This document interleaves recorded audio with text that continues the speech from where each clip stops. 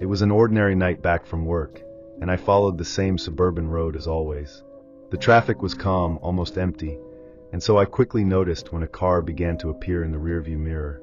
At first I didn't give much importance, but after about 15 minutes, I realized that he did exactly the same movements as me. He reduced when I reduced, accelerated when I accelerated. The feeling began to weigh when I entered a side road to cut its way to my street, and the car continued right behind. With every turn I made, he repeated. It wasn't a coincidence. My heart was racing because it was already late, and there was almost no one on the road. That's when I decided I wouldn't go straight home. I didn't want that car knowing where I lived. I went straight down the street from my house and moved on, trying to stay calm. The car was still glued behind me, always keeping the same distance.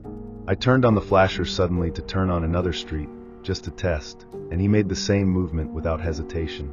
That's when the plug fell for good. I was really being followed.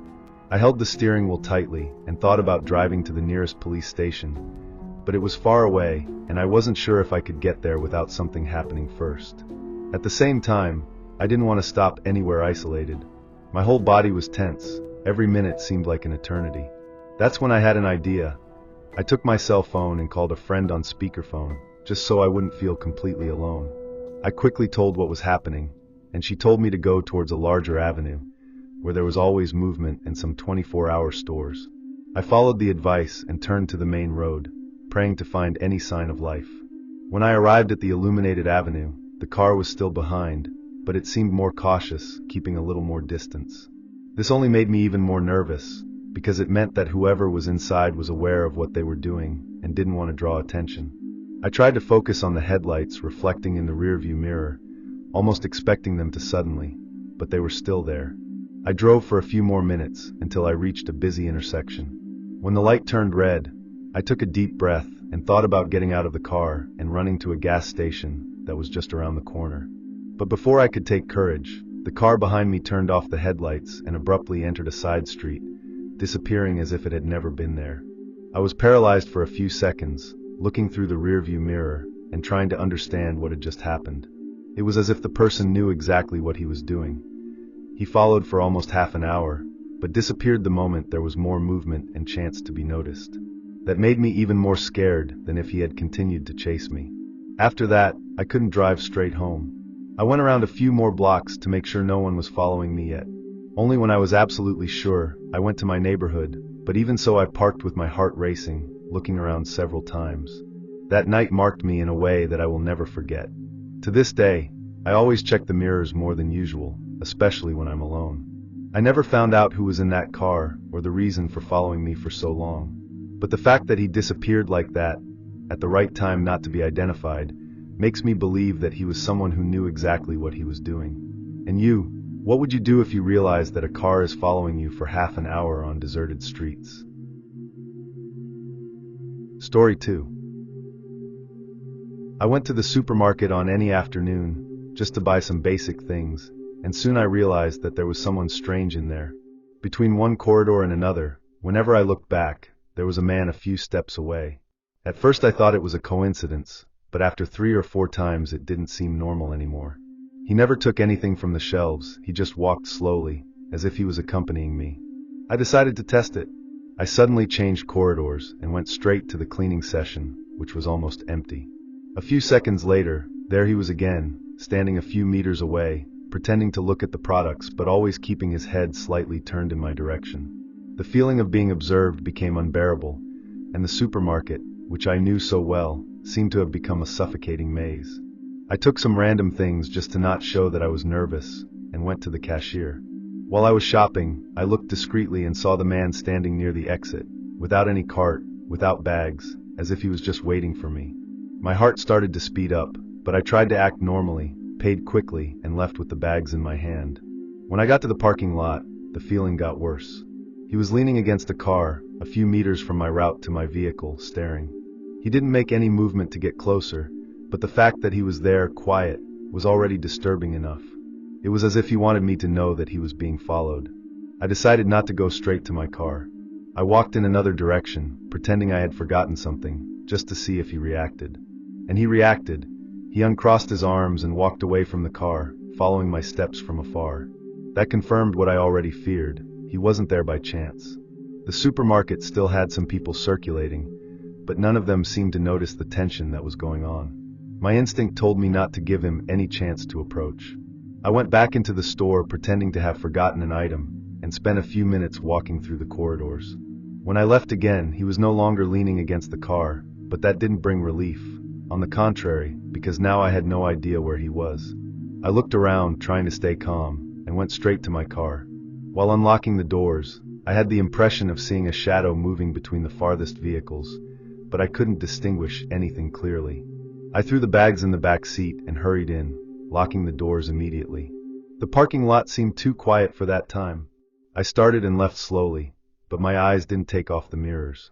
For a few seconds, I was sure that I saw the same man standing further in the background, partially illuminated by the light of a pole.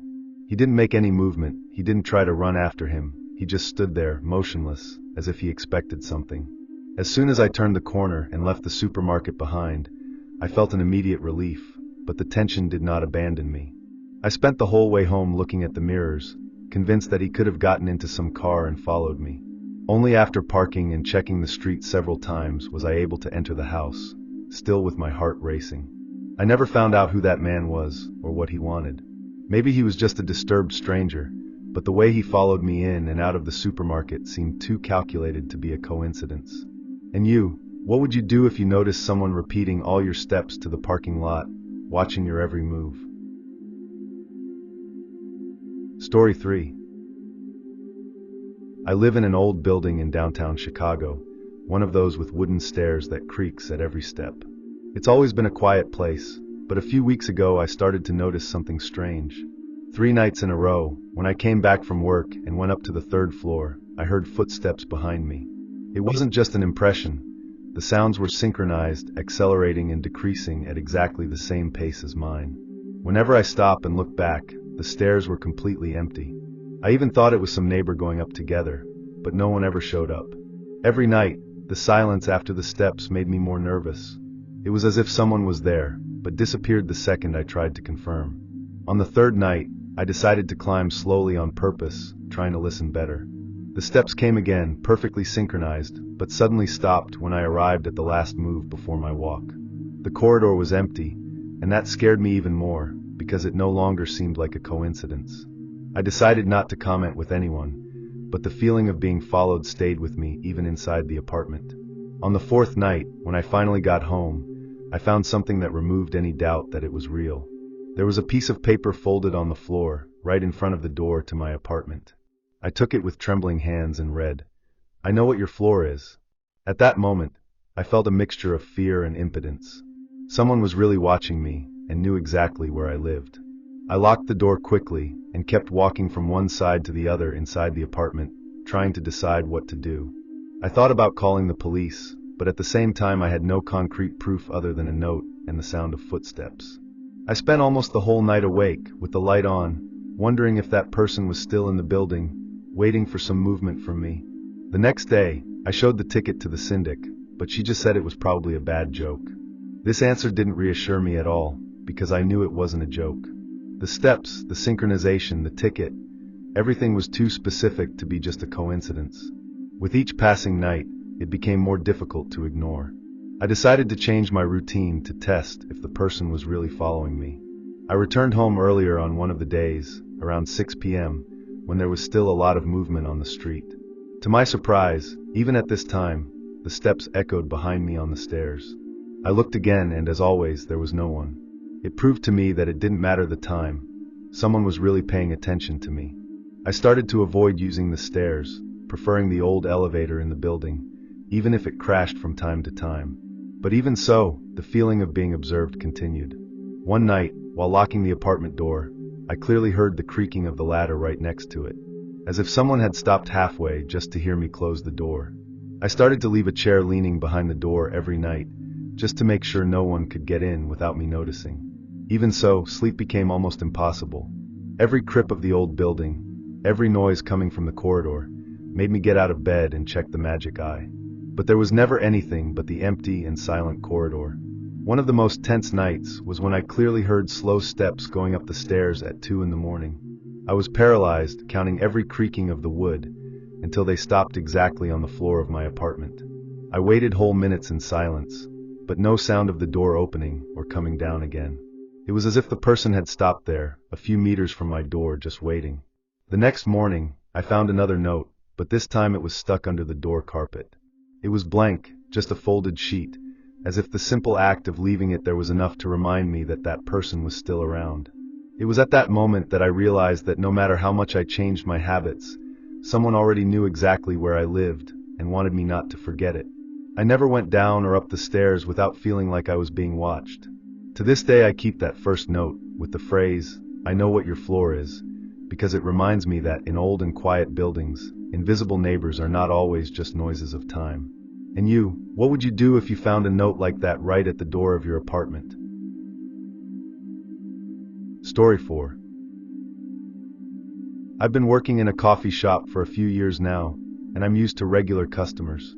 But a few months ago, a man started showing up in all my shifts. He always sat at the same table in the corner, and never asked for anything but a small coffee. At first I didn't find it strange, many people have their habits. But his frequency and manner soon began to bother me. He never started a conversation with anyone, not even with me. He just stood there, looking silently from time to time. I began to realize that he only came when I was on duty, never at times when my colleagues worked alone. It was as if he knew exactly my scale. Over time, this stopped looking like a coincidence and started to scare me. I told some coworkers, but they laughed, saying that I was exaggerating, that maybe I was just a shy customer. But the feeling was different. It wasn't just someone shy drinking coffee. It was someone who seemed to be there just to watch me. Every time I passed near his table, I felt the gaze following my movements, even when I pretended to be looking at the cell phone. A special night was scheduled. The cafe was almost closing, and he was the last to leave, as if he was waiting until the last second. I was still cleaning the tables when I realized that he took longer than usual to get up, and only left when we turned off the lights. That was already more than coincidence, it seemed intentional. That same night, after finishing the tasks, I left through the employees' parking lot. It was late, almost midnight, and the place was practically empty. That's when my stomach froze. The same man was leaning against my car, as if he was waiting for me. He didn't say anything, didn't approach, he just stood there, with a strange smile on his face. For a few seconds, I had no reaction. I thought about running back into the cafeteria, but I didn't want to show fear. So I took my cell phone, pretended to be calling someone, and walked quickly to another colleague who hadn't left yet. It was only when I got close to someone else that the man calmly walked away and left the parking lot without looking back. That night I could barely sleep. I kept repeating the scene in my head, the way he was leaning against my car, smiling, as if it were something natural. The next day, I told everything to the manager, who took me more seriously this time. He even suggested calling the police, but since the man hadn't done anything concrete, it was difficult to prove anything. Even so, I started to go out always accompanied after work. I asked colleagues to wait with me until I got in the car, and sometimes, I even changed the route home, afraid of being followed. For weeks, I was on alert, hoping to see that smile again somewhere. Interestingly, after that night in the parking lot, he didn't go back to the cafe. Part of me was relieved, but another part felt even more uncomfortable, because not knowing the reason was almost worse. Did he notice that I had talked to the manager? Was he just waiting for a different opportunity? This sudden absence made me paranoid at every corner.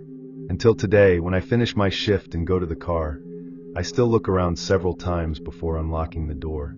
I never saw him again, but that smile is still engraved in my memory, as if it were a warning that he is still around. This experience has completely changed the way I see seemingly harmless situations. Before, I thought that working in a coffee shop was something safe, that customers were just part of the routine. But after that man, I learned that even the most common places can hide people with strange intentions. The fact that he never said a word only made everything even more disturbing. I'll never know who he was or what he really wanted, but the feeling that someone may be watching you for no reason never left me. To this day, I avoid parking alone in not very busy areas.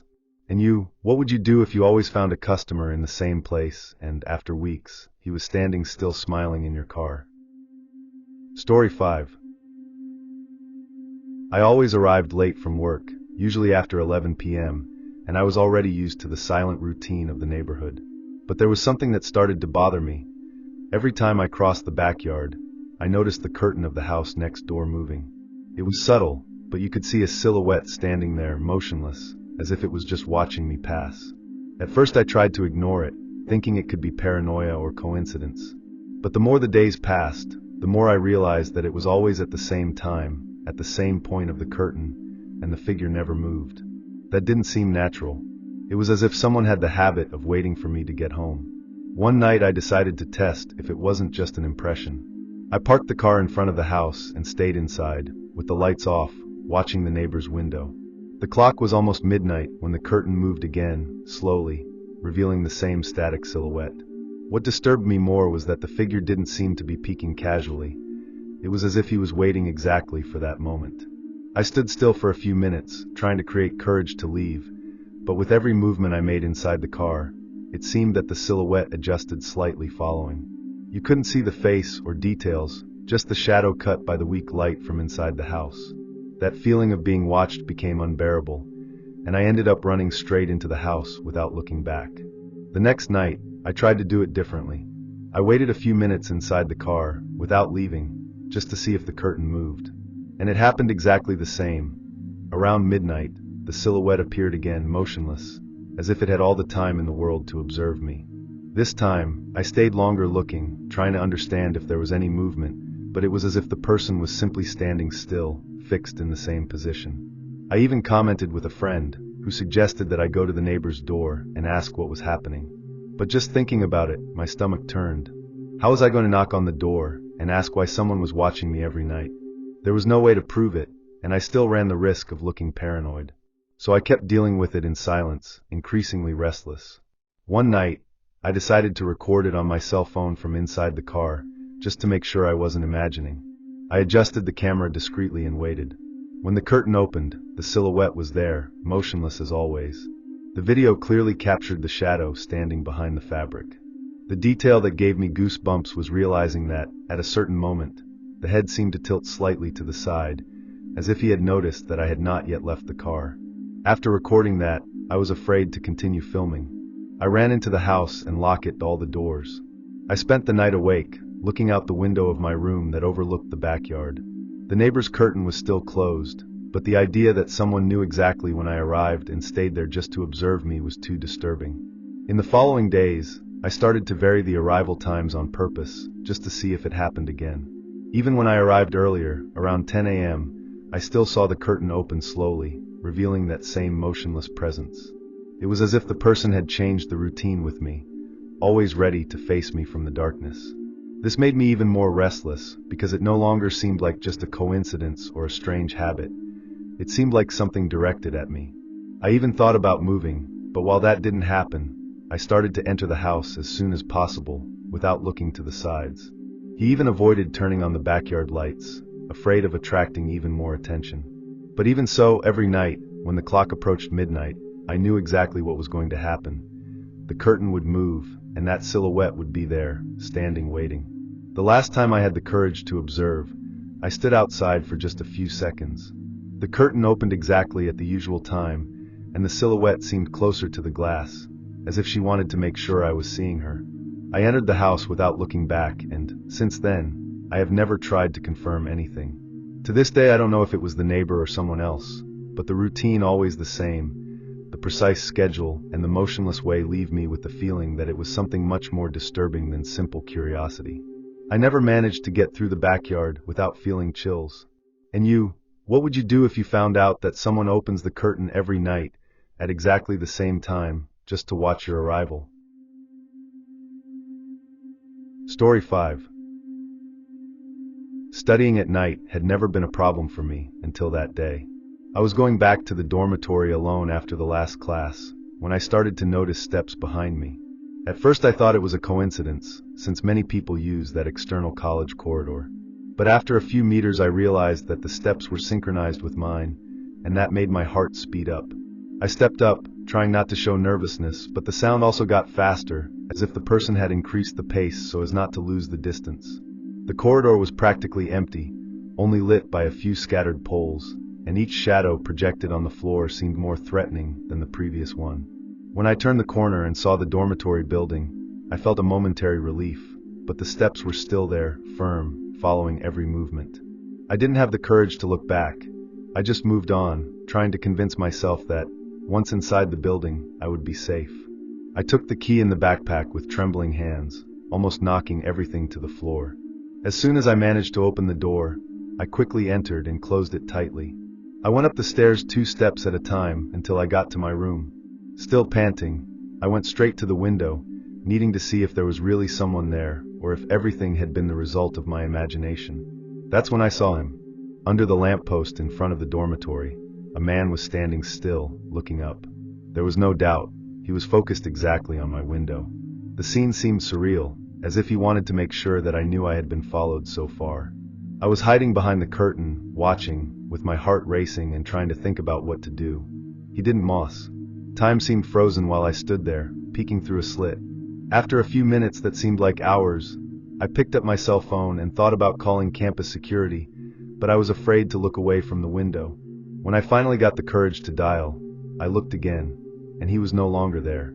I ran to the bedroom door and locked it, even knowing that he could not enter the building without identification. The truth is that it didn't reassure me, because he had already followed me all the way there. I spent the whole night on alert, unable to sleep. Every noise in the corridor made me think that he had found a way to get in. The next day, I told a friend and the campus administration what happened. They said they would reinforce security, but there weren't enough cameras in that area to confirm my version. I got the feeling that no one really believed in me. Still, I started to change my schedules and avoid walking alone at night. In the following days, I didn't see the man anymore, but the feeling of being watched never left me.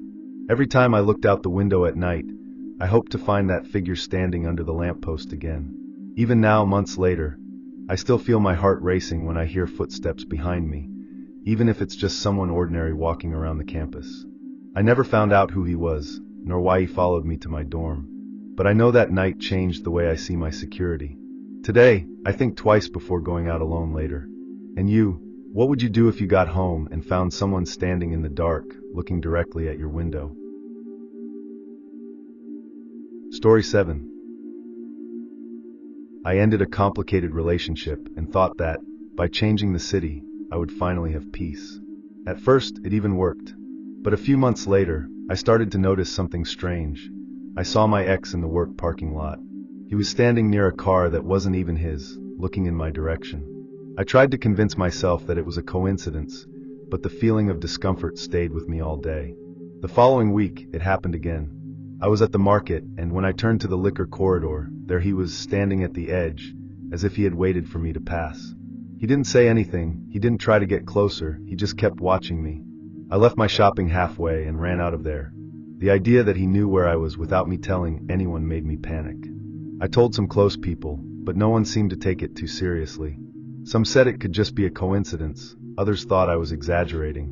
But there was no way it was a coincidence when, shortly after, I saw him in front of my mother's house in another city. He was leaning against a pole, motionless, as if he were there just to remind me that he was still watching me. On that day, anger and fear mixed. I wanted to face him, but I also knew that this could be dangerous. I quickly entered my mother's house and locked all the doors. When I looked out the window minutes later, he was no longer there. The absence was as disturbing as the presence, because it gave me the certainty that he could disappear and appear whenever he wanted. After that, I began to notice details that made me even more alert. An unknown car parked for long periods near my street, messages from blocked numbers without any words, only dots or blank spaces. Everything seemed connected to him, as if it was the way to say that I would never be completely free. I started to avoid going out alone and even changed some daily routes, but it didn't help. Whenever I thought I was safe, there he was somewhere unlikely, watching from afar. The scariest part was the silence. He never approached, never said anything. It just appeared, like a shadow of my past that I couldn't get rid of. One night, returning from work, I came to clearly see his silhouette reflected in the glass of the door of my building. When I turned to look, the street was empty. I ran up the stairs and spent hours sitting on the bed, with shoes still on my feet, waiting for some noise that would confirm my suspicion. Nothing happened, but just remembering that image, I knew he had been there. It was at this point that I finally decided to register an occurrence. The police heard my report, but since he had never made a direct threat, they said they could do little. This made me even more vulnerable, because it seemed that the only thing left for me was to wait for him to take another step. Curiously, after I went to the police, he stopped showing up. I never saw him again in markets, in the parking lot, or in front of my mother's house. But the silence didn't bring relief, it only brought doubts. Did he give up, or is he just waiting for the right time to come back? This question still accompanies me every day. To this day, even in crowded places, my gaze searches for him among people. It's as if that presence had marked my routine definitively. I never felt really safe again, because I know that those who have watched me so closely can be anywhere. And you, what would you do if your past continued to follow you in silence, without ever saying a word? Story 8. A friend and I were coming back from a party when I noticed a dark van standing right in front of my house. I didn't give much importance at the time. I thought it was some neighbor receiving visitors late at night. But the scene caught my attention because the street is quiet, and rarely someone parks right there, especially without leaving the car. 2 days later, already at another time, the van was there again. This time alone at the same point, but no one seemed inside her. I was restless, because it was not normal for a vehicle to show up twice, always in front of my house. I decided to go down to the sidewalk to write down the sign, and try to understand what was happening. When I approached, I realized that the windows were too dark to see anything inside. It was at that moment that I heard a dry noise, and the side door of the van opened a few centimeters slowly, as if someone was about to leave. My whole body crashed.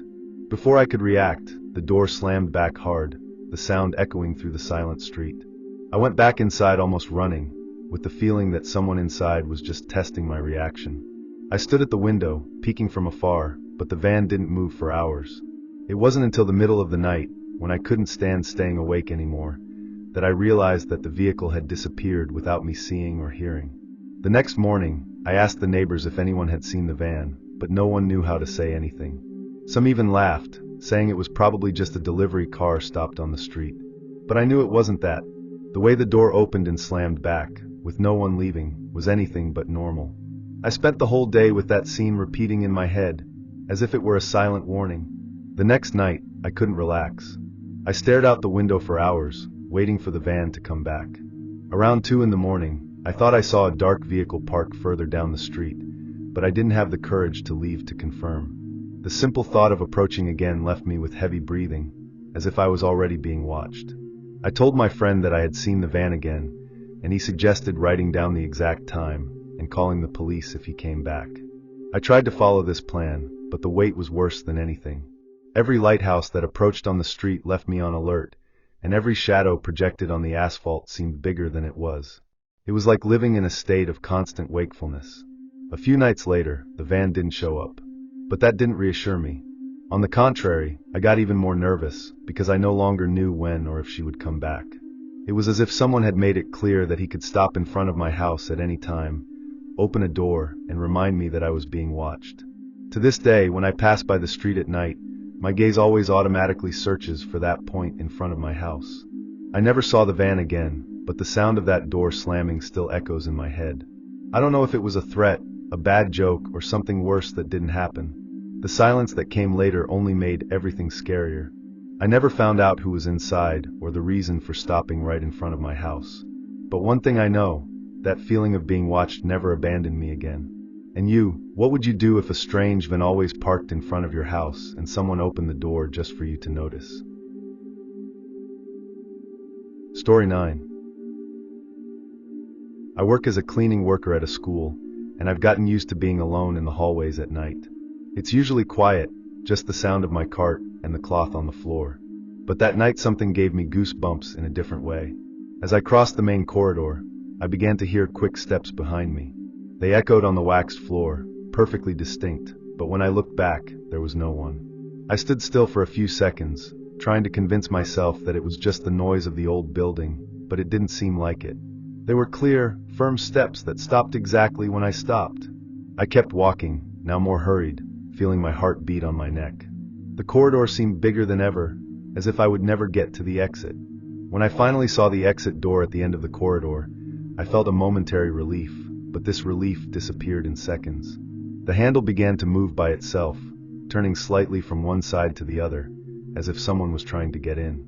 The metallic sound echoed in the empty corridor, and my hands were trembling just watching. My instinct told me not to approach, but at the same time there was no way to get out of there without going through the door. I stood still, motionless, trying to understand if it was a late colleague or if there was really no one on the other side. Silence suddenly returned, but the memory of the moving doorknob was engraved in my mind as if it were a warning. I decided to wait a few minutes, standing in the middle of the corridor, watching the door. Nothing else happened. The doorknob was motionless, and the entire corridor was silent again, only with the distant buzz of the fluorescent lamps. The problem is that this silence seemed even heavier than before, as if something had stopped on purpose when he realized that I was attentive. With short breathing, I slowly advanced to the door, holding the cleaning cart firmly, as if it would protect me somehow. I touched the doorknob carefully, and it was cold, almost cold. I opened it at once, ready to meet someone outside, but what I saw was just the school's dark courtyard, completely empty. I closed the door quickly and took a few steps away, still staring at her. I knew I had seen the handle move. That was not something in my head. The feeling of being followed by the steps, and then someone trying to enter, formed a weight in the air that I couldn't ignore. I felt that at any moment that could happen again. I finished cleaning the corridor almost running, without worrying if I was doing it right. With each distant sound, I turned around, convinced that I would see someone behind me. But the corridor was still empty, without a single person besides me. Even so, the feeling of not being alone didn't leave me until I finally left school. When I got home that night, I couldn't sleep. I spent hours reliving every detail. The steps behind me, the sound of the doorknob turning, the empty corridor when I turned around. To this day, I don't know if anyone was really trying to get in, or if it was some kind of coincidence impossible to explain. But inside me, I'm sure I wasn't alone in that building. Since then, every time I'm in charge of cleaning at night, I avoid crossing that corridor alone. The memory is still strong, and every time I pass by there I feel the hair on the back of my neck stand on end. And you, what would you do if you heard footsteps behind you in an empty corridor, and soon after, saw the doorknob moving by itself? Story 10. But don't leave yet, because something unexpected comes after this one. I usually study until late in the city library, especially during exam time. The place is quiet, perfect to concentrate. But on one of those nights, I realized something that took all my attention. Some tables behind me, there was a man sitting, but unlike the others, he had no books, no laptop, nothing. He just stood there, staring in my direction, as if he was waiting for some reaction from me. At first I tried to ignore it, thinking that maybe it was just a coincidence or impression. But every time I changed position, adjusted my papers or raised my head, there he was, motionless, his eyes still on me. It didn't look like someone distracted. It seemed intentional, calculated. The silence of the library, which usually comforted me, began to suffocate me. After almost an hour trying to concentrate, I realized that it was no longer useful. I packed my things and got ready to leave. That's when what really left me on alert happened. As soon as I got up, the man also got up. There was no delay, no natural gesture. He just moved at the same time as me, as if he was waiting for that moment. I went towards the door trying to act normally, but each step of mine was accompanied by the sound of his steps behind him. My heart was racing, and I knew that if I looked back and found his gaze again, I would probably panic. I kept walking fast until I pushed the exit doors of the library, praying to find more movement on the street. When I went out to the sidewalk, the cold of the night hit my face, but it didn't give me any relief. The man left right behind me, keeping the same distance, as if he had no hurry. The street was almost empty, and that made everything more tense, because I knew that if something happened, there would be no one around to help. That's when I made the decision to change course. Instead of going straight home, I cut my way towards a convenience store that was still open. I entered quickly, pretending I wanted to buy something, and I kept looking through the window to see if it was still out there. He stopped across the street, still looking in my direction, as if he had all the time in the world. I stayed inside the store, walking from one side to the other between the shelves, just to show that I wasn't in a hurry to leave. The attendant noticed my distress and asked if everything was okay, but I just shook my head, without the courage to explain. After a few minutes that seemed like an eternity, the man simply turned his back and left, disappearing in the corner. I waited a few more minutes before leaving, but even on the way back, I kept turning around every few meters, convinced that he could reappear at any time. I came home that night with the feeling that I had escaped something worse, although he had never done anything but follow me. What scares me to this day is the way everything seemed calculated, the way of observing me without looking away, getting up at the same time as me, following my steps without disguising. It didn't seem like a coincidence, it seemed planned. I never studied alone until late in the library after that. The memory of that man standing on the street, just staring at me, still accompanies me. And you, what would you do if someone got up exactly at the same moment as you and began to follow each step until you left? You've made it to the end. Thank you for listening until now. But before we close, I have one last story for you. Working the night shift was already tiring in itself, but the hardest part was always coming home. I took the bus almost every day, at a poorly lit street stop. I was used to silence and loneliness, but on that rainy Friday something put me on alert. On the other side of the street, there was a man standing still, looking directly at the stop where I was. At first I tried to ignore it, thinking it could just be someone waiting for a ride. But the minutes passed, the rain fell nonstop, and he didn't move. I didn't look at my cell phone, I didn't seem to expect anyone. He just stood still, with his face turned in my direction. The bus was almost 20 minutes late, and this was probably the longest time I've ever spent on a sidewalk. When I finally saw the bus headlights approaching, I felt a huge relief. I went up quickly, paid for the ticket, and sat near the window, trying to convince myself that that feeling would be behind as soon as the vehicle moved away. But while the bus was gaining speed, I decided to look through the reflection of the glass fogged by the rain. That's when my stomach turned. The man crossed the street and got into a car parked right there. Seconds later, he turned on the headlights and began to follow the bus, always keeping the same distance.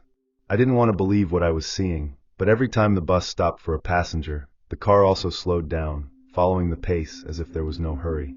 At each bus stop, my nervousness increased. I tried to disguise, looking forward and pretending normality, but my eyes returned to the reflection of the glass, confirming that the car was still there. The other passengers didn't seem to notice anything, and I didn't know how to ask for help without looking paranoid. All I could think of was that, at some point, I would have to go down, and he would still be there. My point was in a residential area, without much movement at night. The fear of going down alone was so strong that I considered going straight and going to the city center, just to be in a busier place. But while I was thinking about it, I realized that the car accelerated every time the bus approached my point, as if the driver knew exactly where I was going to leave. When the bus stopped at my stop, my heart felt like it was going to come out of my mouth. I made a quick decision. I didn't go down. I sat, pretending to be distracted, and watched by the reflex the car slowed down, as if it were waiting for me to leave. Only after the bus traveled did he accelerate again, still keeping his distance. I waited 2 more stops before finally getting up and leaving in an area with more movement. I went straight inside a pharmacy open 24 hours and kept walking through the corridors, trying to calm down. Through the front window, I noticed the headlights passing slowly through the street, as if he was still trying to locate me. I waited almost 40 minutes inside the pharmacy, until I felt it was safe to call a car by app. Even so, I asked the driver to leave me on a different street from mine, just to make sure that no one would follow me home. That night, it took me hours to get to sleep, and to this day I keep looking back every time I get home late from work. I never found out who that man was or why he followed me, but I know it wasn't a coincidence. Since then, I avoid taking the bus alone at dawn as much as possible. And you, what would you do if you noticed that someone who was watching you on the street then starts following the bus you're on? Thank you for staying until the end of this video. It's amazing to have you here accompanying me until the end of the stories. If you liked it, leave your comment telling what was the story that moved you the most. And if you are not yet registered, sign up so you don't miss the next ones. Until next night of scary stories.